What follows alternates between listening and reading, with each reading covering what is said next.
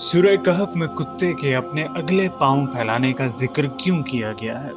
اور جب اصحاب کہف دائیں اور بائیں کروٹیں بدل رہے تھے تو کتا کیوں نہیں پلٹ رہا تھا؟ ہم میں سے اکثر نے سورہ کہف سینکڑوں مرتبہ تلاوت کی ہوگی، مگر شاید ہی کبھی اس بات پر غور کیا ہوگا کہ قرآن نے کتے کے پلٹنے کا ذکر کیوں نہیں کیا۔ حالانکہ ہمیں بتایا گیا ہے کہ اصحاب کہف کو دائیں بائیں پلٹایا جاتا رہا تاکہ ان کے جسموں پر زخم یا سڑن پیدا نہ ہو۔ ایک جرمن طبی سائنسدان نے کہا ہے کہ ایک دن میں سفر کر رہا تھا کہ ایک نوجوان میرے پاس آیا اور مجھے قرآن مجید کا ترجمہ شدہ نسخہ پیش کیا۔ میں نے شکریہ ادا کیا اور اسے جیب میں رکھ لیا۔ ارادہ یہ تھا کہ نوجوان کے جانے کے بعد کسی کو شرمندہ کیے بغیر اسے کوڑے میں پھینک دوں۔ میں اسے بھول گیا اور جہاز میں سوار ہو گیا۔ پرواز طویل اور بور تھی۔ جیب میں رکھا وہ نسخہ یاد آیا تو میں نے اسے نکال کر ورق الٹنے شروع کیے۔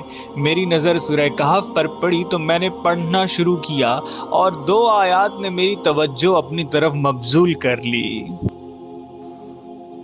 اللہ تعالیٰ فرماتا ہے، اور تم دیکھتے کہ جب سورج طلوع ہوتا تو غار سے دائیں طرف ہٹ جاتا تھا اور جب غروب ہوتا تو ان سے بائیں طرف کتراتا ہوا نکل جاتا تھا، اور وہ غار کے کشادہ حصے میں تھے۔ یہ اللہ کی نشانیوں میں سے ہے۔ جسے اللہ ہدایت دے وہی ہدایت پانے والا ہے، اور جسے وہ گمراہ کر دے تو تم اس کے لیے کوئی کارساز نہیں پاؤ گے۔ اور پھر تم خیال کرتے کہ وہ جاگ رہے ہیں حالانکہ وہ سو رہے تھے، اور ہم انہیں دائیں اور بائیں کروٹ دلواتے رہے، اور ان کا کتا غار کے دہانے پر اپنے اگلے پاؤں پھیلائے ہوئے تھا۔ اگر تم انہیں دیکھ لیتے تو ضرور پیٹھ پھیر کر بھاگ جاتے اور تمہیں ان سے خوف آ جاتا۔ ڈاکٹر نے کہا، یہ تو سمجھ میں آتا ہے کہ انہیں نیند کے دوران پلٹایا جاتا رہا تھا تاکہ ان کے جسموں پر زخم یا سڑن نہ بنے، کیونکہ وہ لمبے عرصے تک ایک ہی حالت میں تھے۔ لیکن مجھے جس بات نے حیران کیا وہ پچھلی آیت تھی جس میں بتایا گیا کہ سورج کی روشنی غار میں داخل ہوتی تھی مگر ان کے جسموں پر براہ راست نہیں پڑتی تھی۔ اس کا مطلب یہ ہے کہ سورج کی شعاعیں روز غار میں آتی تھیں مگر انہیں براہ راست نہیں چھوتی تھیں۔ ڈاکٹر نے کہا، طبی طور پر یہ بات ثابت ہے کہ اگر کسی مریض کو طویل عرصے تک ایک ہی حالت میں رہنا پڑے تو کمر یا جسم پر زخم نہ بننے کے لیے جگہ ہوادار ہونی چاہیے اور بالواسطہ سورج کی روشنی ہونی چاہیے، لیکن براہ راست دھوپ نہیں پڑنی چاہیے۔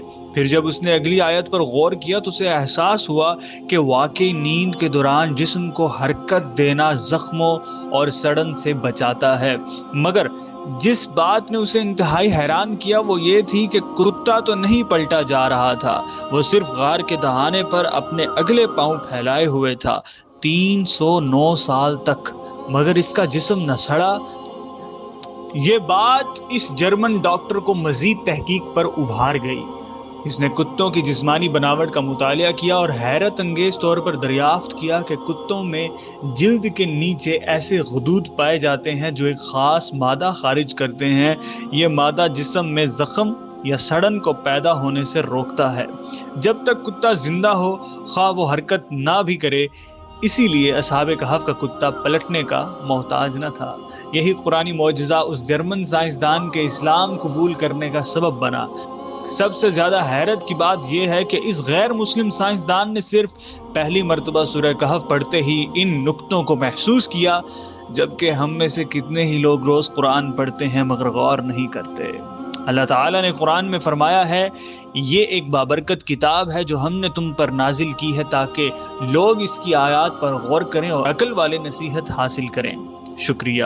اگر آپ کو یہ ویڈیو انفارمیٹیو لگی ہو، پسند آئی ہو اور آپ کو دین اسلام سیکھنے کا کچھ موقع میسر آیا ہو تو اس کو ضرور لائک کیجئے، شیئر کیجئے اور اپنے دوستوں کے ساتھ بھی لازمی شیئر کیجئے تاکہ وہ بھی کچھ نہ کچھ نیا سیکھیں۔